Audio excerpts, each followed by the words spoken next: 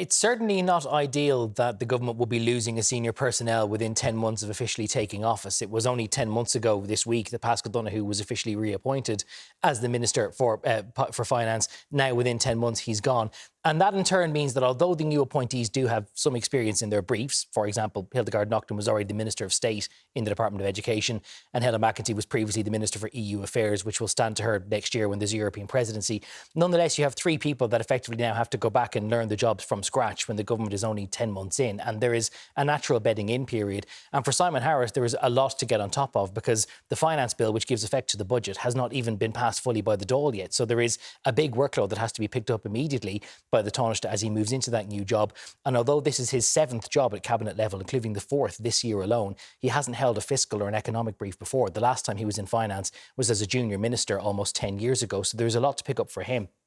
Separately, it is worth noting the consequences of Paschal Donohoe's departure as regards the by-election in the Dáil. We already knew there was going to be a by-election for the seat in Galway West that was vacated by now President Catherine Connolly. Having previously been held by the left, you might have thought that it could have been held by the left in the vacancy as well. It's going to be quite difficult for Fine Gael, or indeed any government party, to try and retain a seat in any circumstances in a by-election, but particularly one where the opposition seems to have the wind at its back. So were the opposition to win both by-elections in the same day, presuming they're held that way, it will increase the sense of momentum against the government, and so early in its term, that is not something it would have embraced.